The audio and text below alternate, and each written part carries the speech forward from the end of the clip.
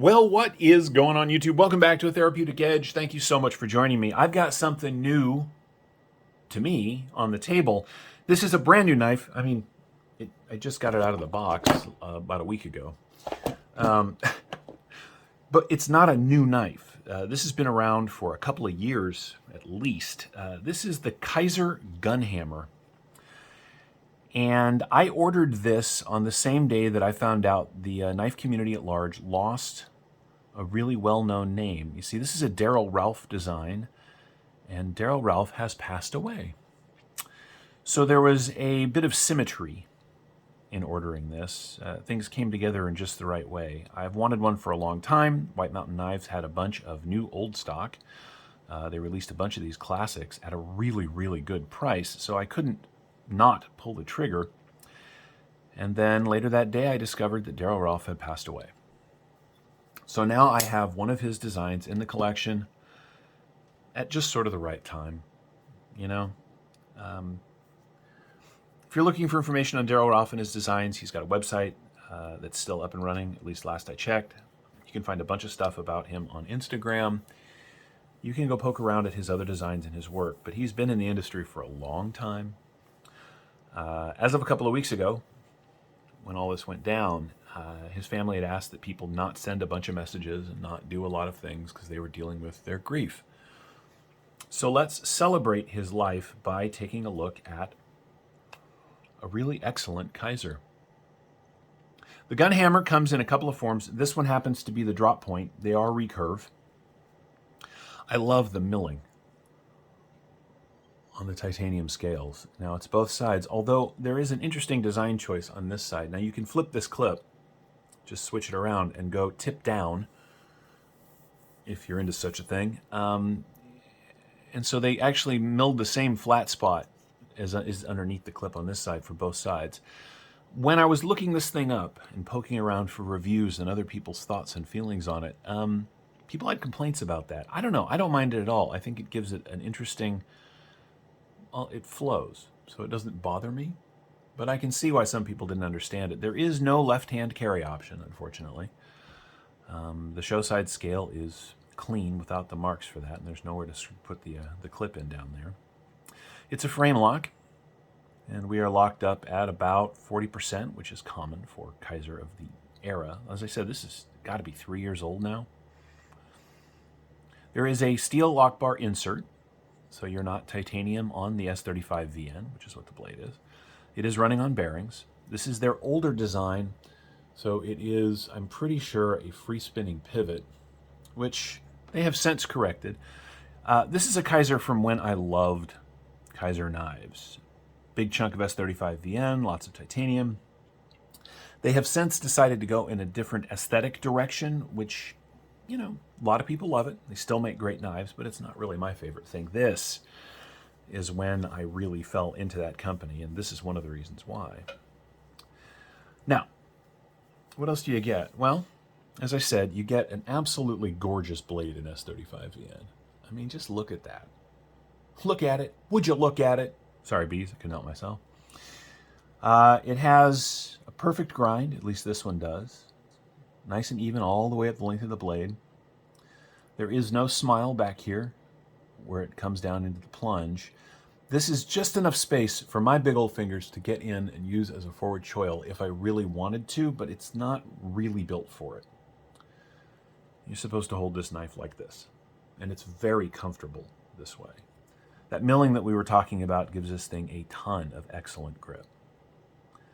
You can deploy this in two ways. As you can see, it has external blade stops that nestle nicely into the titanium scales, and it has a flipper, which, by the way, has been milled out, which is an interesting choice. I don't know if it was for weight. I mean, how much weight could that be? But it is cool looking. Action is excellent. It is running on bearings. You can deploy it with the studs very, very well, or you can use this flipper tab, and it's never failed. Let's see if we can flick it out. Hold on. Yeah. With a hard enough shove, you can get it to break the detent that way. But it's a really heavy blade, so it's not that surprising.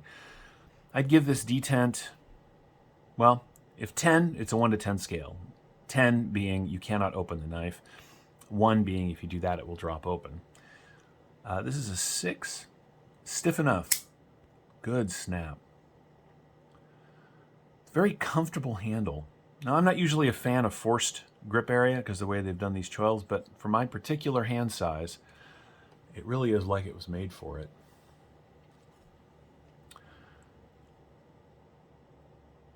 I really like this thing. I really do. All the screws are T8. Pivot and body screws are all T8. As I said, it's a very simple design, just a couple of barrel spacers. The scales are not milled, but they're reasonably thin. So it's not quite the tank that you might think by looking. Let's get the specs out of the way. All right, we line that up. You get 3 1/4 inches of cutting on 3 1/2 inches of S35 VN. The grip area from behind the flipper tab is 3 3/4, which is just exactly the size of my hand. Because of the way this is shaped, you are pushed back from the cutting area just a little bit, you know, which is why you can come forward if you really want to. I love this swedge up here at the top. It's really pretty. It's a great cutter. I've used it to cut all the materials I usually cut, and it's done a great job at all of it. You get a little bit of jimping right here on the crown, right where your thumb lands if you're holding it this way. Nice flat spot for coming forward if you're going to do that. And even though it is swedged along this edge, it's not sharp. So if you need to come forward for draw cuts that way, it's a nice safe place and comfortable place for your finger to land. I really wish Kizer was still making stuff like this. I mean, they might be. They might have re-released these. I don't know. But since this one is still numbered, I kind of feel like White Mountain Knives got a batch from a warehouse somewhere. I love Kizer knives. They do good stuff. I don't want to imply that they don't, but this was, I mean, this is when the Megatherium came out. This is when the full tie cane came out. This is when they weren't afraid to throw big knives out with interesting designs. And I kind of miss that. The knife itself is 7 7/8 overall, not quite a full 8 inches, which is fine. If it was any smaller, it wouldn't be comfortable in my hand, but it's not. It's really very nicely done. Let's do some size comparisons. Here it is against the full-size Presidio 2. And as you can see, the Presidio 2 is just a bigger knife. Here it is against the Mini Presidio, right? Which is just a little bit smaller. You get a lot less, you get a 1/4 inch less cutting than you do on the Gunhammer. But it fits in here nicely. So if you know that the bug-out size knife is your perfect knife, then the Gunhammer is going to press that a little bit. On the other hand, if stuff like the Rat 1 or the Presidio 2 here are your ideal size knife, then the Gunhammer might be a little small. But I don't think it's either one. I think it's a really nicely sized knife. Closed profile is not a showstopper because, you know, it just isn't. It's a relatively thick knife. If we line it up, let's do it up here where you can see it. Yeah, it's almost, I mean, because of the flipper tab, it's almost 1 3/4 inches, so inch and 1.6 inches, really. It's going to eat up a fair amount of pocket. And the jimping is actually fairly sharp along these edges here. So if you've got this thing in your pocket and you put something soft, like a phone screen, this way, you might scratch it. So you're going to want to watch that just a little bit. The blade stops / thumb studs are beautifully done. They are completely out of the cutting path, which is excellent. There is nothing to interfere with how slicey this is. And it is, considering how thick that blade is, pretty darn slicey. And it's very sharp. I've done, as I said, or maybe I hadn't said it yet, but I've done all the regular cutting I've done, and this thing has done a marvelous job. Everything is milled out in such a way that I didn't get a single hot spot off this knife. 10, 15, 20 minutes of cutting down the road, and nothing. So it's a well-done knife. The action, of course, it's really very good. And it makes a lovely snap on opening, doesn't it? Now, is this knife for everybody? No, probably not. You know, in a world where things like the bug out is probably one of the most popular knives in the world. There's stuff like the Rat 2 or, you know, sort of simple and plain knives are gaining a lot of traction and attention. The Gunhammer is a fair amount of style wrapped up in a fully functional package. But I'm glad that I have it. I'm glad that I have it so that I have a Darrel Ralph design in the collection. I'm glad that I have it because you may not be able to get one of these again down the road because I don't know that Kizer will ever make them again. And I'm glad that I have it because I think it's just a very cool knife. Sometimes we buy knives because we need a user. Sometimes we buy knives because they're fancy. Sometimes we buy knives because the timing is just right. This is a little bit of all of those things.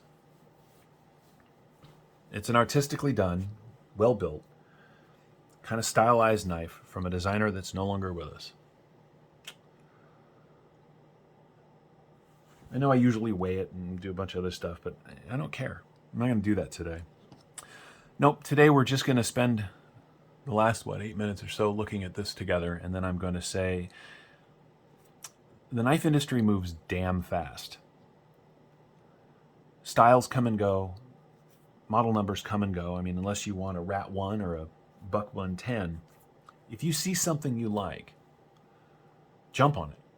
If it's a designer that you like, jump on it. Because you may not be able to get it down the road, or at least not for any sort of reasonable amount of money. I'm glad that I picked this up. And if Kizer was listening, and they're not, they don't care at all what I have to say, make more of these. Now that Darrel has moved on to the next realm, why don't you help his family out maybe, right? And release some more of these. I don't know, it's just odd. Anyway, thank you for watching. This has been the Darrel Ralph designed Gunhammer from Kizer. A truly classic Kizer design from a few years ago. If you're interested in this knife or any of my knives, feel free to ask me questions about them down in the comments. I'd love to talk to you.